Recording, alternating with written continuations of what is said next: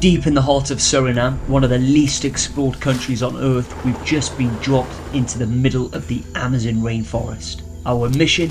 To officially map the uncharted source of the Kopanam River, summit the 2 highest peaks in the country, and then kayak from the river's origin all the way to the Atlantic Ocean. No support crew, no easy way out. We'll have to survive off the land and fend for ourselves. We've spent our first night in the jungle, and our world first journey officially begins. The search for the source starts now.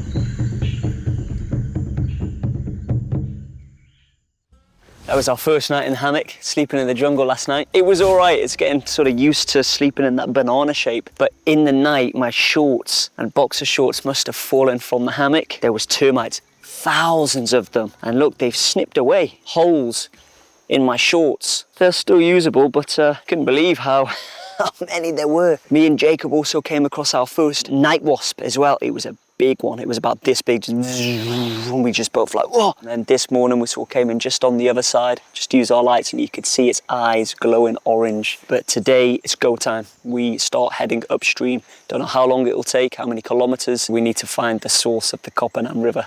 So let's see how we get on.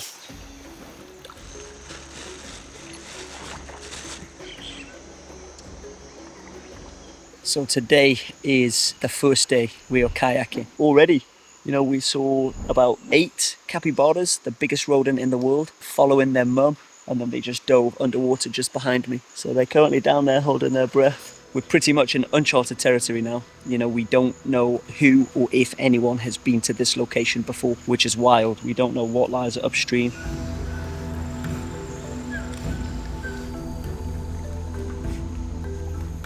So we've got the first hacking hurdle here. We've got a fallen tree that is literally just collapsed. So the lads are out trying to hack through it now, or hack the undergrowth so that we can pull the kayaks underneath.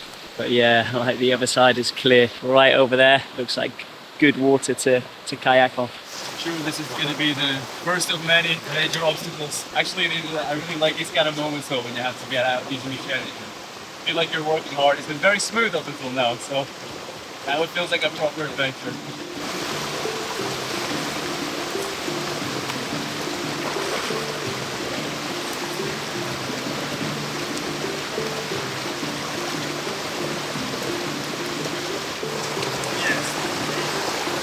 After successfully manoeuvring beneath our first collapsed tree, we continued upstream for several more hours, hauling our kayaks over a series of rapids and ascending multiple small waterfalls, each stretch testing both our endurance and determination. This is tough. You can see just behind me there's a drop off of the rapids, so we had to take all of the kit off and we had to create a human chain, pass them to each other, but we're balancing on rocks and the rocks are slippery, and then we have to take the kayaks up as well. But one of the kayaks slipped back down and Jacob had to quickly go grab it before it was swept away. And then we've literally just pulled in now where we've got trees. It's kind of like an eddy, and we've got trees providing us with a bit of shelter, and we just dug out little balls. Made all the difference, you know, that we're eating. They had a little bit of chocolate, a little bit of fruit, or probably oats too, right? And we're just munching away. It's only 300 calories. And we got discussing how much we'll be able to eat. I reckon it'll be 2,000 calories a day, which is all right, but physical demands so far, and this being one of, if not the toughest section, we don't know, because we don't know what's ahead. You know, we're burning a lot, and it's important for us to stay hydrated. But it's just crazy to think now we are in the middle of nowhere. We don't know, other than potentially the indigenous, who's even been here before. And we're expecting to come across maybe tribal communities, the indigenous from a long time ago, from where they were sharpening their tools on the rock. And maybe there'll be other signs, but we've only been going for about 4 or 5 hours. It's taxing already. Teamwork was essential as we tackled this demanding stretch of river. In a region where few, if any, have likely ever set foot, we pressed forward, surrounded by breathtaking wildlife at every turn. Then amidst the chaos of the jungle, Dick made a remarkable discovery.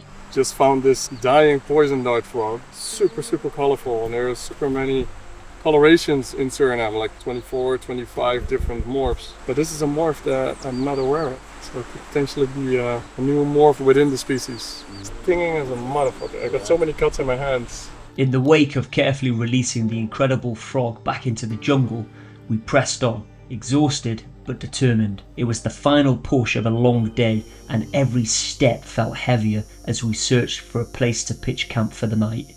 Okay, that's the end of the first full day that we've had. That was pretty brutal. We covered maybe about 7 kilometers, which is good going considering we had to pretty much pull them for 75 to 80% of the way. I'm pretty tired now, as you can tell, but we have now found a place to camp. We've got the kayaks behind us here in the jungle here. We just took the machetes and cleared the undergrowth. We've now set up the hammocks and the shelter. We've got a fire on the go and we are making some food. I'm not too sure if we're fishing today or if we're using the ration packs. There's quite a few wolf fish around here, so it wouldn't surprise me if we do throw a hook in, and they're so aggressive. Got to be careful getting in as well, because the last guy we spoke to, he warned us about the wolf fish. He says he's had a friend who had his calf ripped out by a wolf fish. Oof.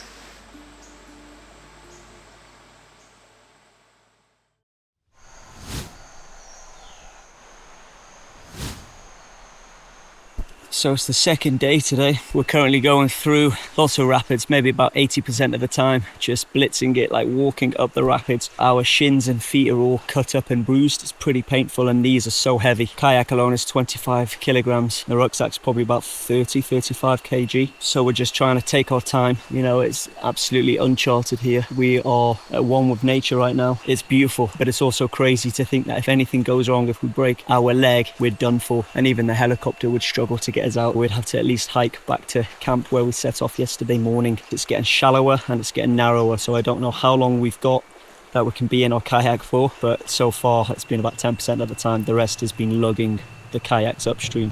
After a night's rest, we were back in the water pushing upstream in search of a river source that has never been officially reached. The terrain offered little relief.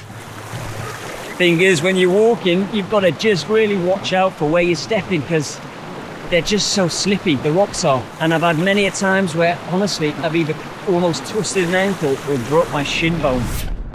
It's full on, and these kayaks are heavy with all of the kit in too, and you can't see where you're stepping.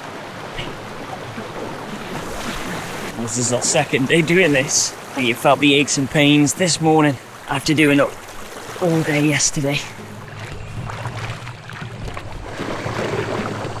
Hey, what you got, man? Got ourselves lunch right by the waterfall. I think piranhas are gonna go to. So as we were pulling up to the waterfall, I actually spotted this wolffish resting in the side. So I took my machete, I got it through the head. But what's crazy is that it's missing its entire tail. So another and even bigger animal actually attacked it and ripped half of its tail off. Getting some dry wood at a fire, and so we're going to stop for lunch now before we crack on to tackle this small waterfall behind us. Yesterday we had about 300 calories all day until dinner time. Today that looks like a pretty meaty wolffish, so that's going to fill us. Subsequent to securing the perfect catch, Dick and I got to work gathering branches and preparing a fire, while Matt called us over to show us another kind of wood entirely. Okay, so this wood is called Ingi Pipa, and to me it smells really strongly of a food that I like, but I want to see if Ash thinks it's the same. But really take it to your nose, take it in, and like, take a good smell, take a good smell. Oh! That's like manure. Shit. It's called shit wood. I feel betrayed. That's feral. It's terrible. With lunch behind us, the obstacles kept coming. At one point, to conserve time and energy, we made the call to fully submerge ourselves and all our gear, rather than haul our heavy kit over yet another fallen tree. Woo! Well done, boys. So we've just arrived into base camp. Brutal day, really tough day that was. Fucking hell. My shins are absolutely bashed. My feet are all cut, so I've put socks on. Pretty tired now. Pretty tired. Big day. As we settled in for the night, Matt tried his luck at fishing. However, he wasn't the only one eyeing the bait. A caiman was circling nearby, and with danger too close for comfort, we called it a night. So my camp has pretty much been destroyed by ants right now. They've left an entire trail, and there must be thousands of them going up the same tree that I've tied my hammock off on. Yeah, the jungle is alive at night. The jungle is very alive. I've been bitten I don't know how many times. But the unnerving thing is when I get out of the hammock to use the toilet, because no doubt I will need to empty my bladder. I need to be so careful with where I stand. They're everywhere, and I swear they're building a nest right underneath my bed. We got a little bit of a situation. I can see in the distance a waterfall that's like 5 or 6 meters high. By far the biggest challenge we've faced so far. Kayak flips and we're done for. Alright, we're gonna head into the jungle. Let's see what happens.